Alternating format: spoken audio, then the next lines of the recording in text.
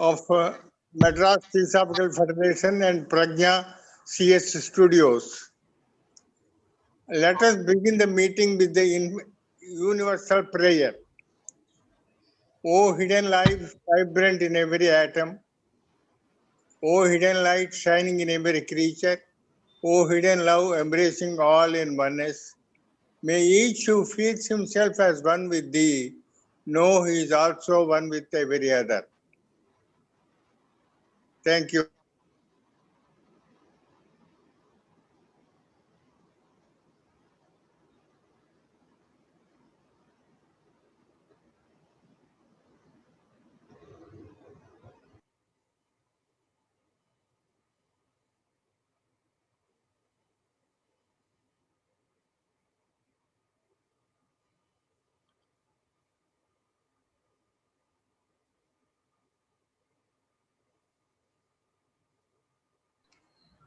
I guess Dr. Ramanujashari again is having some technical issue. Dr. Ramanujashari, are you there? Okay, I guess. So I think, Catalina, I think you can start the meeting. You can ask Dr. Revathy. I'll introduce Dr. Revathy then. Okay, perfect. So once more, welcome everyone. Before introducing Dr. Revathy, some technical suggestion to keep your microphone unmuted.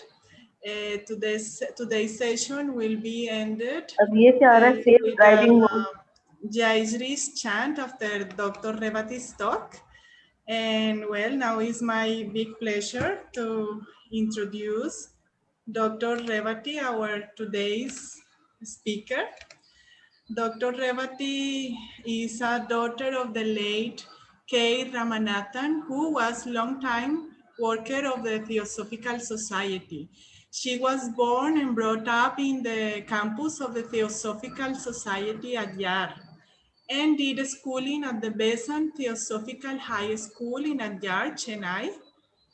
She is also a medical doctor specialized in pediatrics and did her MBBS at Kilpauk Medical College, Chennai, and her post-graduation at Institute of Child Health and Hospital for Children, Egmore, attached to Madras Medical College in Chennai as well. After her graduation, she joined Tamil Nadu Medical Service and served in various institutions for more than 30 years. She is also specialized in public health and child health and nutrition. She received the Best Performance Award from the Government of India for implementing successfully various ongoing health programs in rural areas. She received as well the Certificate of Appreciation for service rendered as a senior civil surgeon in one of the peripheral hospitals in Chennai. She has been an active member of the Theosophical Order of Service. She also has played a major role in the coordination of the medical service for the less privileged, giving medical help also to preschool children and social welfare center at Adyar, helped with the physically challenged children at the community-based rehabilitation center in the city of Chennai. On many occasions, she has been interviewed by Dodar San on various subjects related to child health. And also, she has been on All India Radio and addressed the listeners on various topics related to public health. And she also is the person who takes care of our health and well-being here at the campus of the Theosophical Society. So with no more further ado, please, Dr. Revathy, be welcome to today's session. Thank you. Please unmute, Dr. Revathy. Dear brothers and sisters and all the viewers, let me express my hearty thanks to the organizers for giving me this opportunity to speak before you on a very important and great theosophical subject of divine wisdom. One thing that gives me utmost satisfaction is the fact that I have spent my entire life so far in this sacred soil of Adyar. As a child of 6 or 7 years, I used to ask my father, who spent his entire service here, as to why our place is called Theosophical Society. He replied that Theo means Brahman, Sophy means Jnana, and the society refers to a group of people. In the pre-independence day, Brahma Jnana Sangam was a more popular name for Theosophical Society in India. This explanation was sufficient to me at that age. It was only a couple of decades later that I wanted to know what exactly the Theosophy or Brahmanyana means. My quest started at that time, and it continues unabatedly till today. Have read as many books as my time would permit in addition to my professional books. I've attended many lectures, seminars, conventions, and conferences whenever I could make it. I've interacted with many members of the Theosophical Society as well as with persons who followed their own religions meticulously. But the real position is, to say it frankly, the quest continues till today.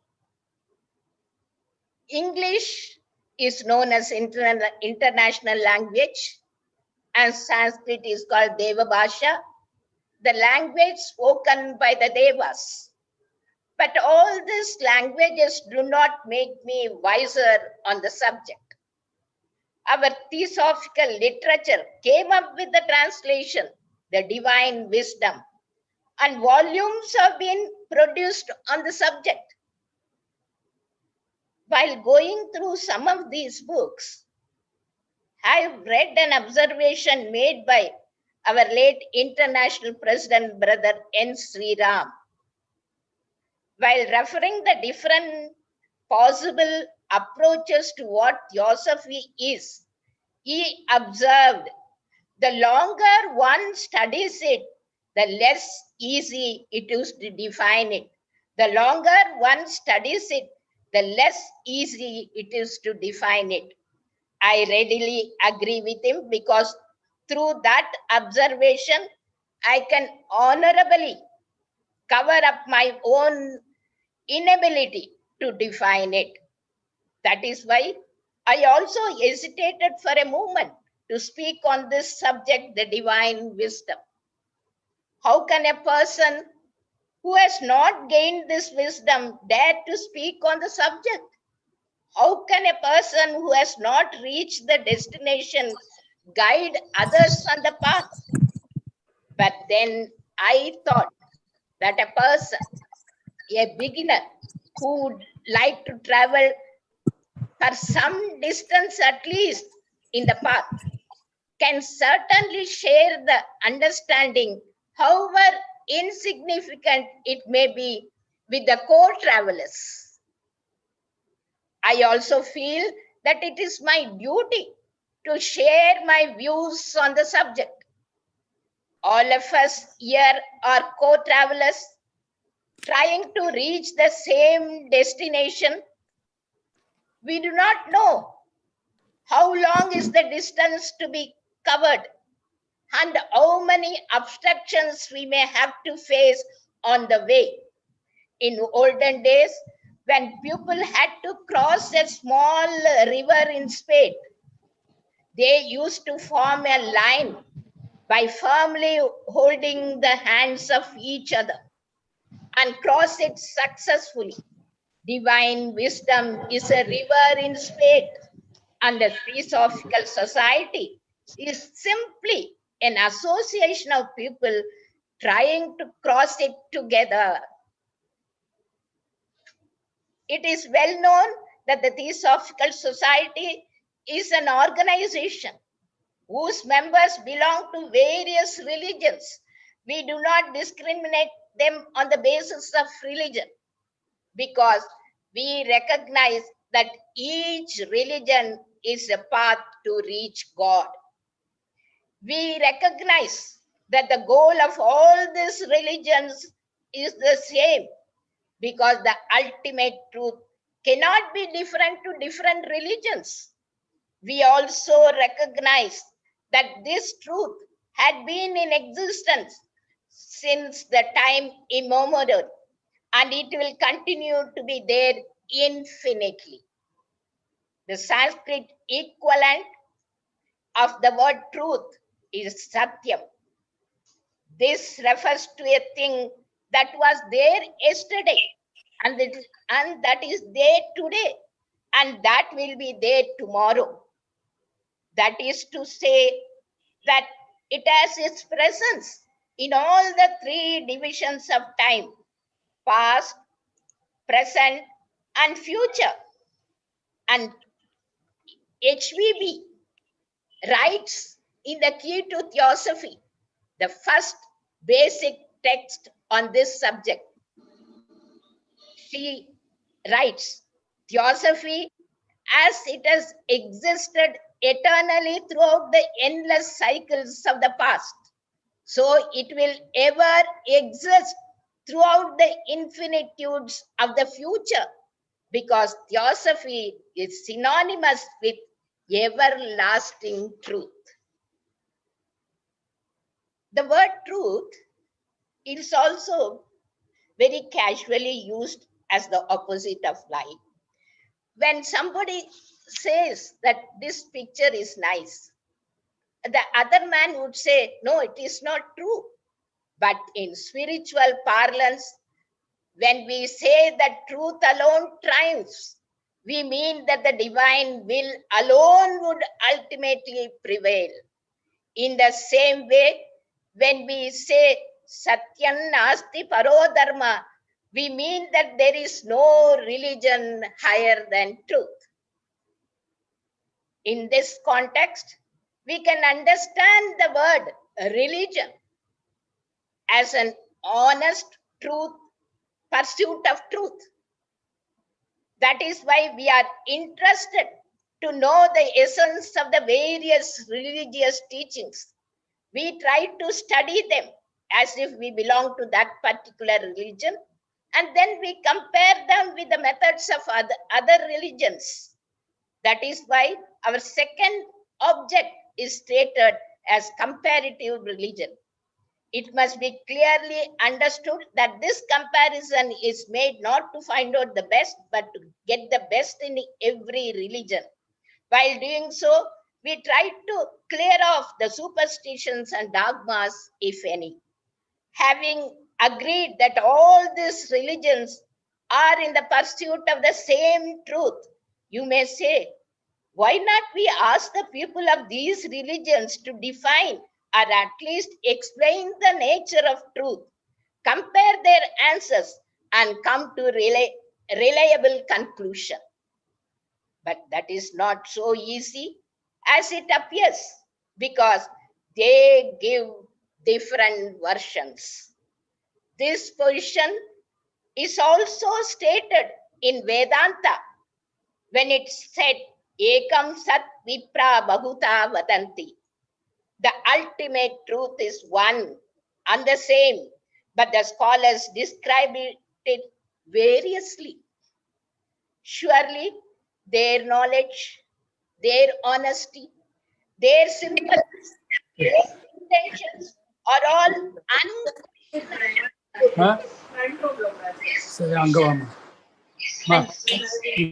Yet their descriptions vary. Now the reason for this variance is obvious. The same truth appeared to them in different forms. They've experienced the same truth, but each in different manner. 1,000 seekers may travel in the same path, and reach the same destination. But when they come back and tell us their experiences, it differs in 1,000 ways. Why should such a thing happen? Why should their experience be different? Is there any basis for this variation? Vedanta says that it is their karmic result. Our evolution had been taking place without anybody's knowledge in all the previous births we had, and its combined effect is visible in this life. So it means that we are all moving in a way that is predestined. Does it mean that we have no freedom to change this course? Are we simply prisoners of this destiny? No, certainly not. We do have some freedom to change the course by removing these karmic vasanas as far as possible. How? By refining our thoughts, by filling our hearts with love, by treating every other person as our own brother, and by trying to help him spontaneously. This longing to help others in trouble should be felt intensely by any seeker. It should be prepared to sacrifice its own comforts and hard-earned benefits for the sake of uplifting others. We do come across such great people who can be remembered as a role models in doing this type of service. An ancient king in South India was about to take his chariot on an urgent mission, but when he found a creeper growing on it, he left the chariot there to enable the creeper to grow with its support. Similarly, a Tamil saint called RAMALINGA ADIGALAR, he was popularly called as VALLALAR. And I am to say here that he was the one who foretold the coming of our founders and the establishment of this great organization, the Theosophical Society. And he emotionally wrote that his heart withered whenever he saw the tender crops withering for want of rain. Such is the love that is expected to flow from the noble hearts whenever they come to know about the suffering, even the plants.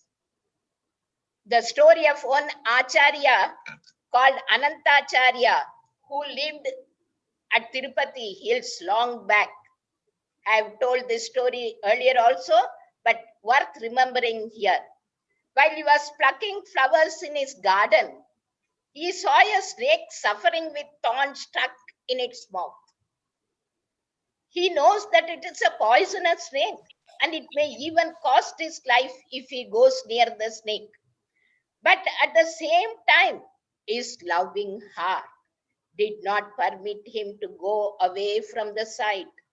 His conviction about unity of life did not allow him to leave the snake to suffer like that. He knew that it was its nature to be poisonous and it was not its fault. He was not afraid of going near that snake because of his unquaring selflessness. He readily went near the snake and softly took its head in his hand and gently pulled out the thorn and allowed it to go into the garden freely. And there was a famous Chola king, he was called MANUNEEDHI Chola, who went up to the extent of injuring his son, the prince, to give justice to the cow which rang the bell of justice in its courtyard, because The cow lost its calf, caught in the wheels of the prince's chariot.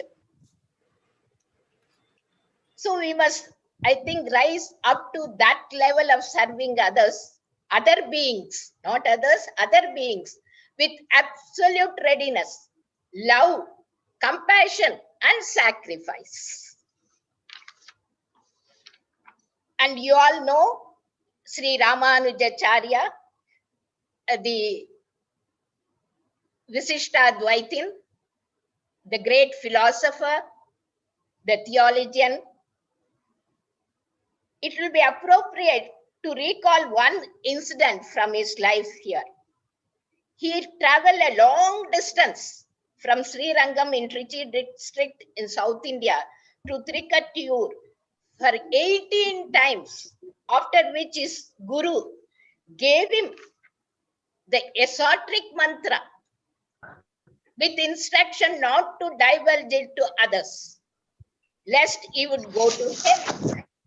But he came back, went up the temple tower. You can even see the temple tower near Srirangam, and he divulged it to all the seekers there.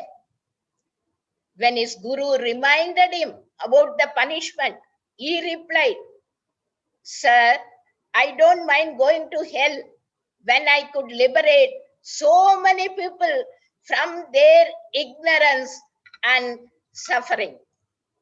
Such is the large-heartedness that one should try to develop to experience the divine wisdom. And I'll be failing in my part if I don't remember Dr. Annie Besant, our late international president, and she was a diamond soul with multifaceted service to humanity. And she calls Theosophy the revealer of the heart. Theosophy, the divine wisdom, teaches us to look at the heart and not the outer appearance, to look at the divine life, not at the outer material differences. Possibly in that will be found the final solution of our many difficulties. So maybe this outlook, this attitude, this experience made her achieve and succeed of rendering multifaceted services to humanity in short period. Theosophy insists on the refinement of our conduct. There are two ways of doing it. If your mind is sympathetic to others, it makes your hands to stretch out with help. This phenomenon is called Yat Bhavam Tat Bhavati. There is also another way of doing things. You can start doing good things to others without thinking much about it. Such a practice for long periods automatically refines your thoughts. This is due to the force of habit. That is why we insist on a nucleus of universal brotherhood. Every one of us can become a center from which these forces go out. There is yet another way of cultivating this universal brotherhood of all life. It is by recognizing the fact that the entire universe has come into existence in accordance with the divine plan, and we are as much part of this plan. We should know that the same Lord who created us is verily dwelling in the hearts of all living beings. Antasharati bhuteshu guhayam vishvamurtishu. If we steadfastly develop this faith, the feeling of universal brotherhood will spontaneously flow from our hearts. Your outer conduct will naturally fit into your thinking. So think you are noblest, you are highest. your purest. Aim high. Keep your ideals lofty. Keep your judgment of others charitable. Such a charity will raise your fellow brother. A man rises by being loud. Such a training would take you nearer to the divine wisdom. We have already explained that truth means ceaseless. Ceaseless means ceaseless existence. In our theosophical parlance, this truth is stated as ultimate and absolute truth, and all other things are of secondary importance only. There are also some other attributes to Brahman or ultimate divinity. Qualities like omnipotence, omnipresence, all pervasiveness, etc. are freely used to describe it. Each one of these attributes requires a lot of devotion and knowledge even to understand it. If somebody says that a person inside the house, we can easily confirm that he is not in any place outside the house at that moment. But Brahman will be inside, outside, and everywhere else at the same moment. Thunilum iruppan, thurumbilum iruppan. So Brahman is invisible to the human eye, but at the same time makes the human eye to see everything around it. It is the light of all lights. It is the smallest of small things, smaller than the 1,000th part of an atom. It is bigger than the biggest thing you can imagine. It is therefore described as Anoraniyan and Magator Mahiyan. At the same time, Brahman descends on earth in any form it likes or any form you seek. This is a root cause for the differences in the experience of various great people. So we must concede that they have all told us the same truth in the way they've experienced it, and this resulted in the apparent differences. It is at this stage that we are faced with another question. If Brahman moves in various forms around us, how are we to recognize it? Even in Ayodhya or Mathura, there were people who did not recognize Ram or Krishna. They even dared to harm them. This is because they appeared in the same way as any other person would appear. Their appearance is just the same, but their qualities are different. One should have a lot of wisdom to recognize the divine qualities from among the ordinary ones. It is seen from Ramayana that King Dasharatha himself could see Rama as only as his beloved son, nothing more than that.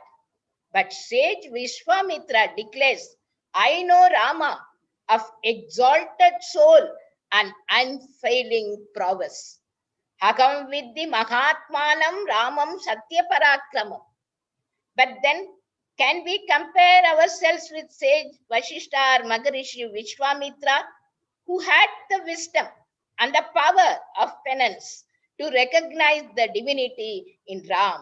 So we are all ordinary mortals, saddled with the burden of samsara, struggling hard to keep ourselves afloat in the troubled ocean under the cover of darkness. It exactly for people like us, for the downtrodden, for the ignorant, and for the suffering, that Theosophy beams a ray of light and shows the way for liberation. It shows the way from unreal to real, from darkness to light, and from death to eternity, the immortality. Om Asatoma Sadgamaya, Om Tamasoma Jyotirgamaya, Om Mrityor Mam Amritam Gamaya. After everything is said, it should be admitted The Theosophy says nothing particularly new. It only asks you to keep seeking and discover it yourself. We deliberately use the word discover only to indicate that the same light is already shining in every person. It is, however, covered by veils of Maya. Why should the ever free Brahman enter the great ocean of dense matter? It is because there is joy in becoming many. Egan, Anegan, the one and the many. There is a joy in scattering abroad of power, of life. There is a joy in creation, in pouring our life into forms we create. In the process, we become its slave, at least for some time. Such an awareness itself will prompt you to discover the hidden light. A lot has been said about Brahman, the ultimate, but the fact remains that it is beyond these words. So we should only say it is, and when it is said, all is said. It is different from the known. It is beyond the unknown. You can only show a known thing here and there and say that Brahman is not this and it is not that. Yam neti neti vachanaya nigama avachugu. It is further said that the imperishable Brahman lie latent, both wisdom and ignorance. Perishable verily ignorance, wisdom verily immortal. So yes, the difficulty in defining the divine wisdom. While divine wisdom is left undefined, Theosophy insists on the development of your consciousness in a way that is suitable to discover and experience the absolute truth. The consciousness which was originally pure has been covered by the veils of karmic effect, belonging to innumerable births which have taken place so far. It is very difficult to raise your consciousness above the influence of so many previous births. It works in two ways. It gains the knowledge of the world it seeks around it. It is of peripheral value. Secondly, it looks inside itself and molds its feelings, which are reflected in actions vis-a-vis the eternal world. This is very, very important. This faculty of how you feel, how you react, how you approach the fellow citizens in the outer world marks the wisdom. So knowledge is simply knowing about something, and wisdom is how you feel, act, and approach that something. Knowledge mostly sees what is visible to the eye, but wisdom sees what is hidden in life, its purposes, its manifestations, and its entire process. So if these details are fully grasped, then the consciousness is raised to the level of divine wisdom. At this stage, the dividing line between the wisdom and the divinity disappears, and they both sail in the same plane. Vedas declare Prajnanam Brahma.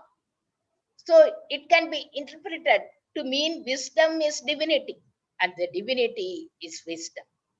We have already discussed that knowledge is of a lesser importance, that the wisdom is qualitatively superior. That is, we have already discussed that knowledge is of a lesser importance and that wisdom is qualitatively superior. Both knowledge and wisdom are referred to as jnana in Sanskrit, but Brahma jnana, the divine wisdom, is explained as that knowledge by knowing which everything else will be known. Brahmanyana, divine wisdom, is explained as that knowledge by knowing which everything else will be known. So wisdom is far superior and it is treated as divine, Normally, we think wisdom as an abstract thing and God as a personification of valuable attributes. But at one stage, they merge together. And in the process, the individual who meditates and gets the wisdom loses his identity. Thus, the person meditating, the object of meditation, and the act of meditation merges as one unit. This sort of wisdom alone is the divine wisdom. How can anybody, even after gaining this experience, explain to others? It is simply impossible to translate this experience into words. You cannot also make the other man to understand this experience through any other method. The very purpose of our Vedas is to explain this experience of divinity to the world. They tried their best, but after some time retreated by saying, I have no words to describe it. Yato vacha nivardayante aprapya manasa saha. This brings us to the saying that theosophy is indefinable and we are trying to define it. Modern science, with all its advancement, cannot alter the truth. If science is able to measure the distance of the stars, well, Brahman is still beyond it. If science is able to divide the atom into 1,000 pieces, well, Brahman is still smaller than that. The science of Vedanta reached the perfect stage when it is found out Tattvamasi, thou art that. Other sciences are yet to reach the stage of perfection. Of course, they are continuing their investigation.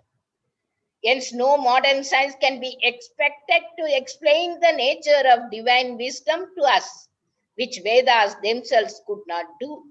If it is indefinable, inexplicable, then how are we to identify it and prepare ourselves to experience this wisdom? Sri Krishna comes to our rescue by listing as many as 20 attributes to indicate the nature of wisdom. They are humility, unpretentiousness, harmlessness, forgiveness, rectitude, service of the teacher, purity, steadfastness, self-control, dispassion towards the object of the senses, absence of egoism, insight into the pain and evil of birth, death, old age and sickness, unattachment, absence of self-identification with son, wife or home, constant balance of mind in wished for and unwished for events, unflinching devotion to God, resort to sequestered places, absence of enjoyment in the company of men, constancy in the wisdom of the self, understanding the object of essential wisdom. We should constantly cultivate these qualities to experience the divine wisdom. And Sri Krishna divides the righteous people into 4 categories: suffering, seekers of knowledge, self-interested, and the wise.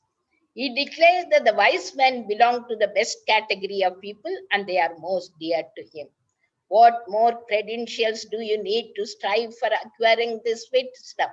To quote Geetha again, such wisdom alone could lift a person swiftly to supreme peace.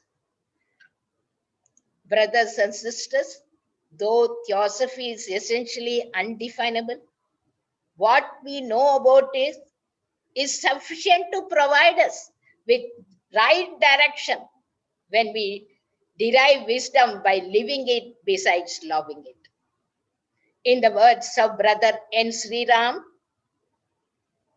theosophy is not something undefined, although it is essentially indefinable. We know sufficient of what is meant by that word, not to miss the direction in our own understanding. What an encouraging and guiding words these are. Brothers and sisters, the enlightened and tireless work of our founders, successive presidents till today have shown us this direction through their addresses, presentations, and through their writings. In my own words, I can say they have put forth the nectar, the amritam in our hands.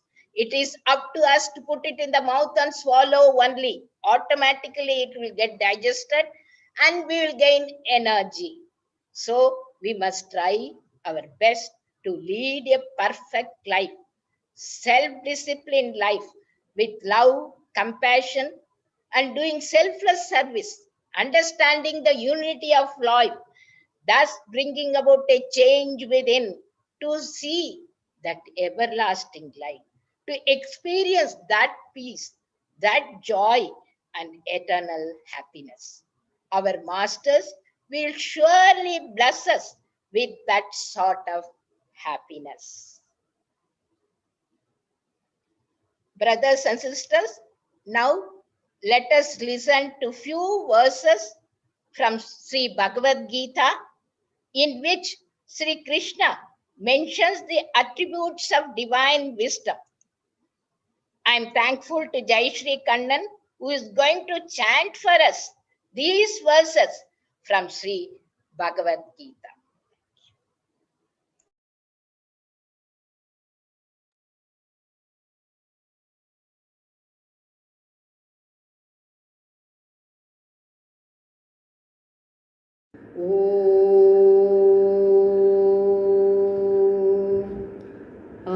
अमानित्वम् अदम्भित्वम् अहिंसा क्षान्तिरार्जनम् आचार्य उपासनं शौचं स्थैर्यम् आत्मविनिग्रहः इन्द्रियार्थेषु वैराग्यम् अनहंकार एव च जन्म मृत्यु जरा व्याधि दुःखदोषानुदर्शनम् अशक्तिरनभिस्वङ्ग पुत्रदारागृहादिषु नित्यं च समचित्तत्वम् इष्टानिष्ट उपपत्तिषु मयि चारण्ययोगेन भक्तिरव्यभिचारिणी विविक्तदेशसेवित्वम् अरतिर्जनसंसदि अध्यात्मज्ञाननित्यत्वम् तत्त्वज्ञानार्थदर्शनम् एतज्ज्ञानमिति प्रोक्तम् अज्ञानं यततो अन्यथा ज्ञेयं यत्तत् प्रवक्ष्यामि यज्ञात्वा अमृतम् अश्नुते अनादिमत्परं ब्रह्म न सत्तन्नासदुच्यते सर्वत्र पाणिपादं तत् सर्वतो अक्षिशिरोमुखम् सर्वतः श्रुतिमल्लोके सर्वमव्युक्तस्तिष्ठति ॐ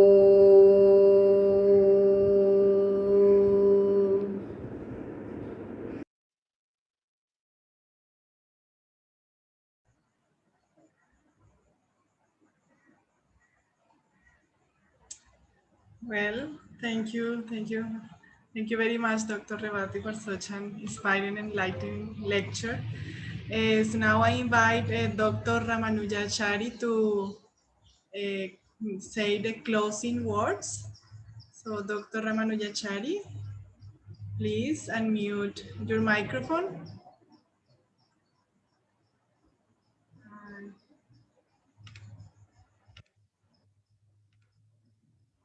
Dr. Ramanujachari, can you listen to me? If you can, please unmute to give the closing words.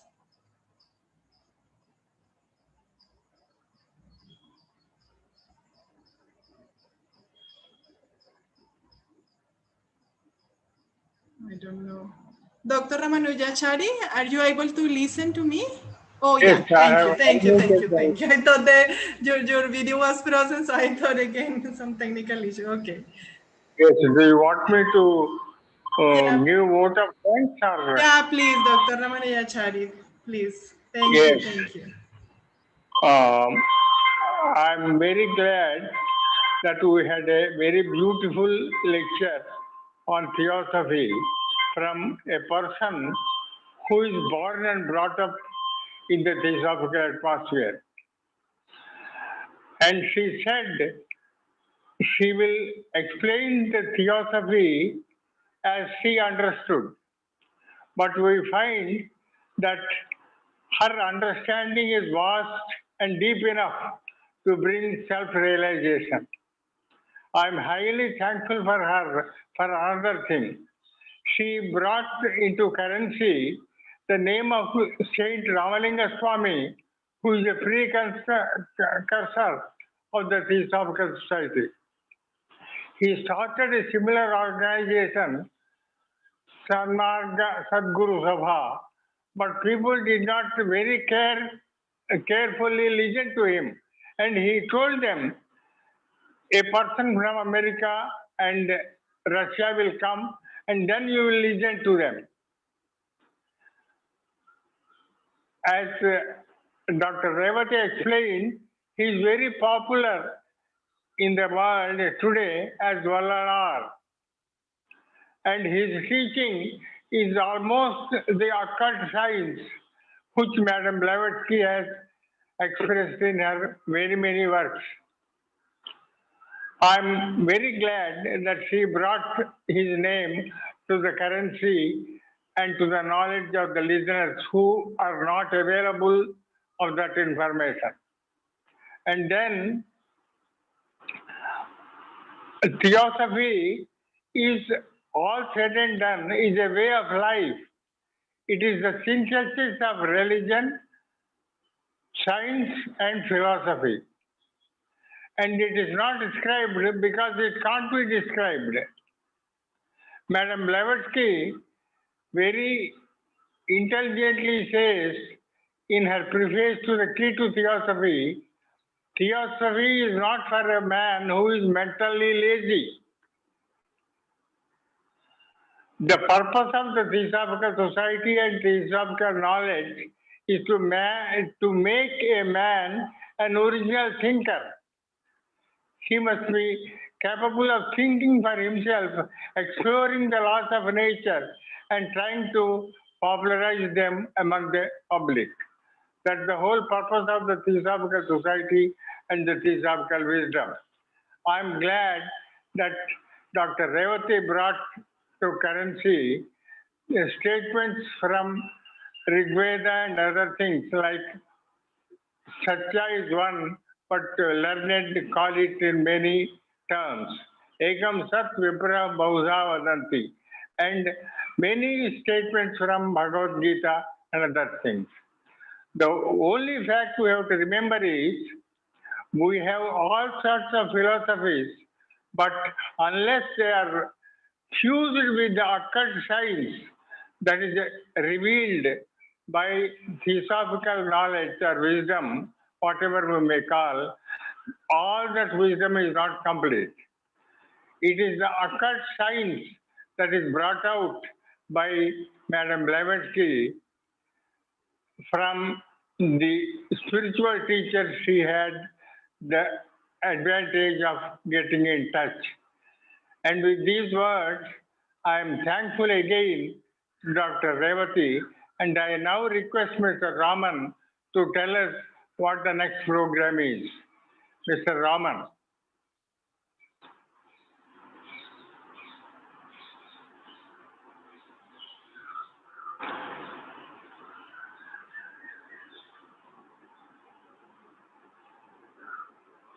Mr. Raman, are you hearing Brother me? Raman, you can you Hearing. unmute? Okay. I thank all the participants for your active support in making this meeting a success. We will be having the next meeting, which will be on the third Sunday of July, where we will have Kalpana, who is an educationist, who will be speaking to us. So I now hand over the meeting to Catalina. And I Thank would you. like to add that the speaker, Dr. Kalpana, who is announced now, is the great granddaughter of R. Jagannathaya, a contemporary of Madam Blavatsky and Karnalkat. He was a Vishishtadvaitic atheist. You see the paradox. He's an atheist and also a Vishishtadvaitin. He wanted to come and quarrel with Madam Blavatsky for all the good things she has been telling. And after 3 days of conversation with her, he surrendered himself to Madam Blavatsky and Colonel Alcott, and throughout his life, he did work for the Theosophical Society and the propagation of Theosophical philosophy.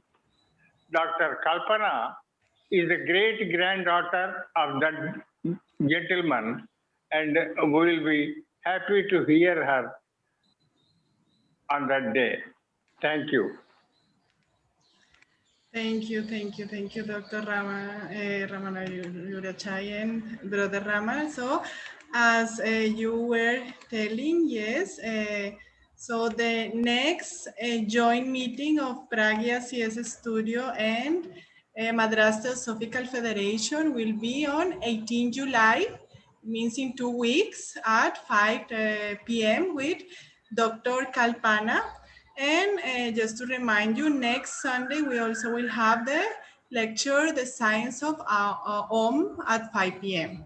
So these are the upcoming programs for the next 2 Sundays. So we hope you are able to join us on the next programs. And now, well, we will stop the